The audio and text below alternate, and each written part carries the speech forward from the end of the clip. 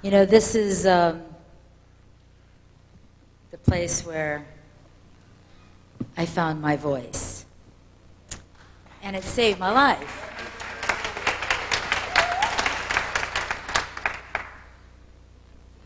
So who is singing this song? I am. Stepping down in the Tenderloin, waltzing in the sunset, taikos and a sax duet to Odori and jazz on Fillmore. A salsa in the Mission blends with blues in the Point, and South of Market rocks with soul sounds on the bridges to the East Bay, north, and samba south to San Jose. A harmony of community, a melody of a single voice, a dissonance of gender, age, class, race, sexual orientation are brought to symphonic inclusion. In the elegance of diversity, here in this sanctuary, we dance in the music of our words. Here, we dance in the songs that rise from one communal throat ensemble. We dance in the jubilee of the spirit. Who is singing this song? I am. Dancing in the music of our words. Today, we celebrate the spirit of the word through poetry. The power of the word, I believe, can save our lives. Breaks the silences that have pushed us into shame and pain and depression and self-destruction. The music in our words touch our souls. We shout, our legs can't stand still, and we dance. We may not want to, but we dance. The poets joining us this morning are from the Circles of Poetry for the People at Glide Church and UC Berkeley. This has been a unique and wonderful collaboration. For over 4 years, we've worked with the student poet teachers, with Dr. June Jordan, and they have brought the miracle of poetry to Glide. So our poets are Ntombi Howell, who directs Glide's recovery services, but has many other dimensions. She is poet and facilitator of Poetry for the People. Derek Lassiter is a member of Glide, an actor, an activist, and he was also in our class. Candace Snyder is a volunteer and participant in Global Ministries and has written her first poem in Poetry for the People. Ian Atkinson has been growing up at Glide, working in our youth programs, now a university student, college student, and a writer. Ariana Wayans, student at UC Berkeley, poet teacher for Poetry for the People, is a slam poetry contest winner. Hold on to your socks. This is National Poetry Month. Poetry is a gift, as many of you can attest to. It's about the truth of our experiences as we know them, and romance, and the passions that drive us, our essential need for freedom, and the voice of activism. Poetry is a dialogue with you, community, with God or Goddess, and the Spirit. Poetry gave me the means to challenge my own death and self-destruction, calling me to life most of all. Who is singing this song? I am. More than a survivor of social stereotypes, incest, and battering. I am not a victim. I let go of shame and guilt and build solid ground from which I claim the some parts of the past into the now. Ancestors, strong-willed and passionate, marching for civil rights and reparations, standing at the clinic doors of choice, bring me to a legacy to create a future, a world of peace for all our children. Listen to the songs from everywhere. Call us out of despair. We stop trying to be who we are not. Poetry has the power, Ntombi, to tell the story of who we are. Who is singing this song? I am. My name is Ntombi. I am the daughter of Louise and James. I am a woman who used and drank for 20 years. I am a survivor of incest and domestic violence. I am now a woman who is clean and sober, who is head of the program that saved my life.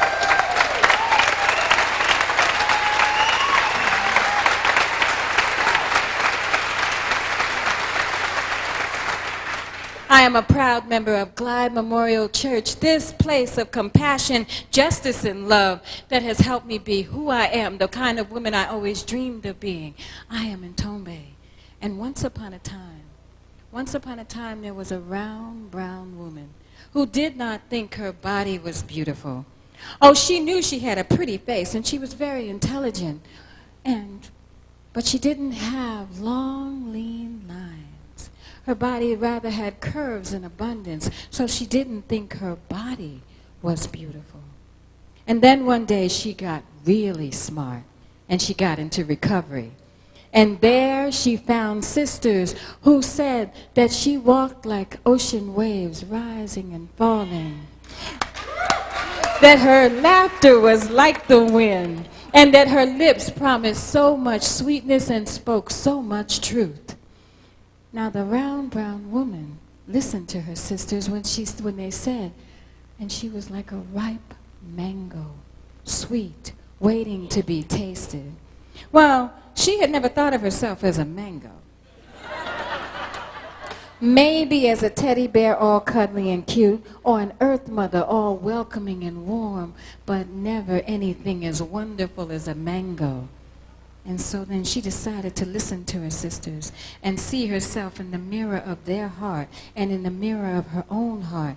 And now there is a round brown woman who walks like ocean waves rising and falling, whose laughter is like the wind, who walks smelling sweet like ripe mangoes, and this woman moves. I said she moves. This round brown woman moves through her life, laughing.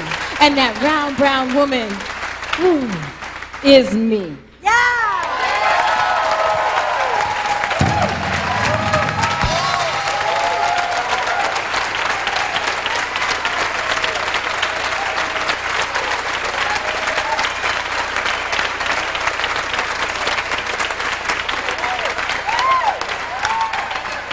Oh, yes, we've just begun. Beautiful round brown women. We discover ourselves. We had so long undressed without light, ashamed of our size, the sweep of our eyes, the color of our skin, the ghetto, the barrio we live in. But poetry calls us out of closets of guilt, homophobia, and sexism with the power of love, Derek. Who is singing this song? I am Derek Lassiter, abandoned at 11 years old by his mother, keeping secrets deep inside. I came to Glide, and I wanted to bring all of the parts of myself together. And I wrote this poem, Adore, because I wanted to be adored. My lover is none, dispersed. I can't find him. Malicious doctrine, mendacious dogma, merciless disease. We have never known a safe kiss in the light of day, held hands under the kindness of a full moon. We pilfer love with the impulsiveness of kleptomaniacs. My resolve is one, accumulate until I can rain, a torrent of averment, hope's laughter, love's longing, life's living, to liquefy hate's foundation, bring down its church, its family home, its God, until it thunders. I adore you. Thank you.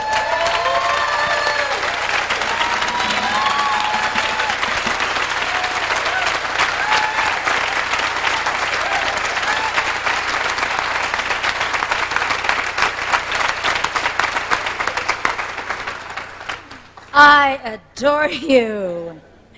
We discover the sum of our parts, our past, the moments that cursed, blessed me. I am the present, still struggling to be free, a survivor, a saboteur of silence, an image maker. Who is now defining her voice?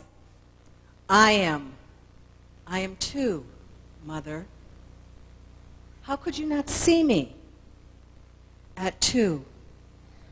Too young to make your decisions, hold you up, carry your load, wipe your butt, polish your apple, hold your man, push your load. At 2, cuddles blanket, explores world, bounces around, bursts bubbles, acts out, grows up, busts through. I carry my own load. I am Candace, a full-throated, straight-talking woman, a mother modeling recovery and healing, an elder standing tall as I walk through my pain.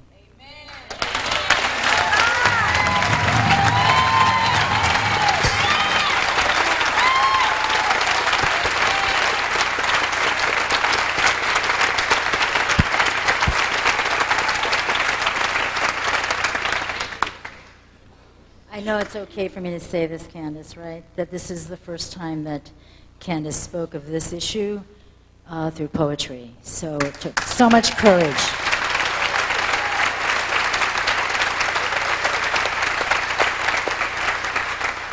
And she's teaching us how to walk through our pain. We break out of the cycles that enslave us, find our vast souls again. In a community of difference and commonality, poetry gives power to the voice that wants to be free. Our challenge to apathy, pushing boundaries. Who is singing this song? I am, and it astounds me when I see the facts and the stats on youth casualties and how attention's all focused on Columbine and San Diego catastrophes. So I start wondering why deaths so far away weren't tragedies when kids dying in my own city is not even a tragedy. And the tragic reality is that we're just numb to it happening.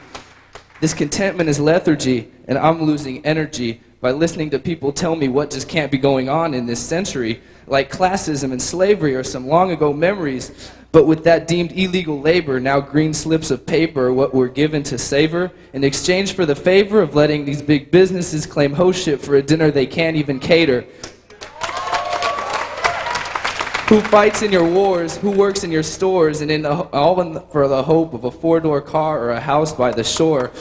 Most people want nothing more than those material possessions and don't go outside of their history lessons. But I couldn't even find answers to my questions in the reference section. And so for those of us whose attention's not so easily diverted, we get $1 trillion tax cut, affirmative action, or some other retaining wall type law to keep our voices from pouring over. Out of fear, they try to tell us that our voices don't matter, but a conflict's approaching and I'll start it like Helen when the Trojans grabbed her.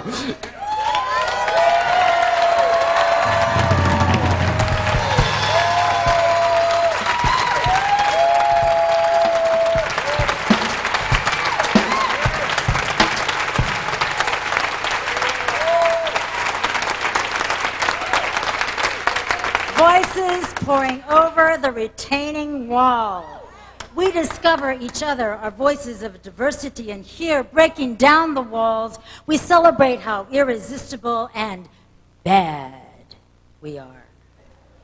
We, dark as plums and coffee, light as cream, gold as sun on lemons, red as cinnamon, brown as cola, plump as mangoes. Skinny as tallow, bad women can cook. Create a miracle in a pot. Make something out of chicken feet, pig's feet, cornmeal, hog maw, fish head, ribs, roots, soy, or red beans. Bad women dance without warning, wrap their men or their women around their waist and boogie down till dawn. Finger popping, hip shaking, big laugh, smart thinking, hefty thighed, wise mouth, soft syllable. Tangerine lipstick queens. Bad women resist violent love affairs, child abuse, and unsafe sex. We flavor our pots with hot sauce, wasabi, jalapenos, the salt of memory. Stoke the fires of history, simmer in resilience, make it taste like home. Make you slap your tongue and dance in the music of life. Yes, Ariana, who is singing this song? I am Ariana Waynes. I am an all-of-the-above individual. Neither either nor or, but both. Both male and female, both brown and cream. A lover of both men and of women, a realist and a dreamer, a student and a teacher, a fierce lover and a most joyful warrior. This poem arose out of my love and my frustration with this country. To the patriots and the activist poets, I sit in the audience, reeling sometimes from the words of the soft-spoken revolutionaries, wondering if I should hate my country, as I am strangled by my stars and stripes. Mexican, Armenian, Cuban, Puerto Rican, Yugoslavian, Bosnian children cry for inclusion. Would you have me forget that the blessed First Amendment of these United States, that I can raise my voice to shake the world, or at least the termite-infested foundation of this atrocious, ferocious land that I love, but have never been exactly proud of? Would you have me forget that when I come upon that little box, check if you are black but not Hispanic, would you have me forget that I am African and Cuban and Jamaican and Native American and Irish and Chinese? Would you have me forget? Would you have me forget that I am all of these, that I am none of these, that I am more than the sum of a Census Bureau statistics or the stereotypes held against me? That I am the product of my everything? That my ancestors butchered my ancestors, who enslaved my ancestors, who raped my ancestors, who drove my ancestors out of their land? Would you have me forget that I am not my ancestors? And I am proud to be an American, where at least I know I'm free. That is, if I don't exercise my freedom too loudly or act too naturally me. That is, as long as I don't offend my countrymen, don't color outside the lines of good girl. Would you have me forget there are millions literally dying to be included in that we the people who hold those truths to be self-evident, that all straight men, upper class, and conservative will be treated equal?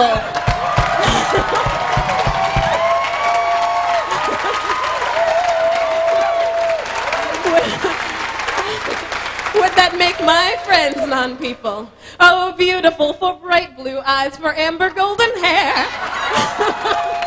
As long as you're a Barbie doll, they'll have to treat you fair. Please pick up your apple pie at the door and leave silently. Bye-bye. Would you have me forget those children who say America softly at night like a prayer before nightmares, and the monolingual Anglo-Saxon men in their tailored business suits shaking their heads and reading their text? You have to go through the right channels. I'm sorry, next.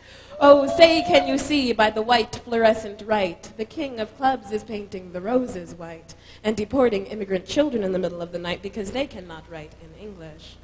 God bless America.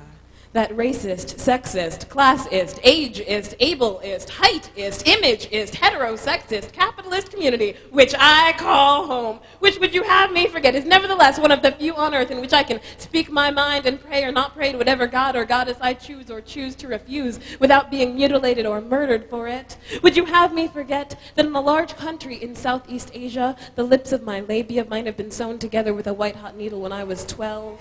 Would you have me forget that in a mid-sized nation in Central Africa, I would be the property of my husband, lord, and master? Would you have me forget that in a modern, industrialized nation in Western Europe, I would have to flee the country to have an abortion or a divorce? Would you have me forget that I could be shot as a matter of course for raising my voice there? And I pray to God to thank her for birthing me here, where the sides at least are paved with potholes of potential. And where else would you rather be? I sit here in the audience, reeling from the weight of my internal contradictions and hysterical afflictions of patriotic asphyxiation for loving this broken nation that it's up to us to fix. Power of the people, remember? At least it doesn't take a military coup. Ask not what your country can do for you, because I am tired through and through of waiting, of hating my home. I still love my country. I guess it's like my mama says, I yell because I care.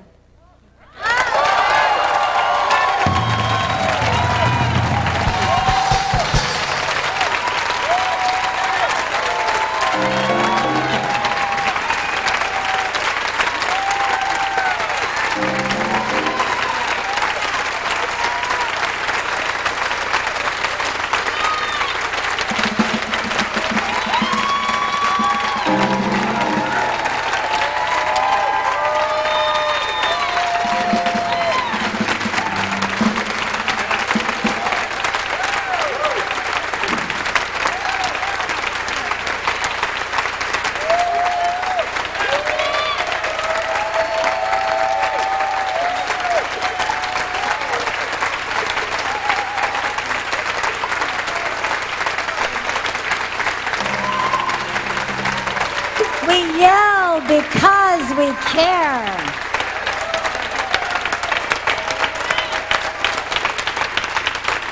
Who is singing this song? We survive by hearing. Call one to one another.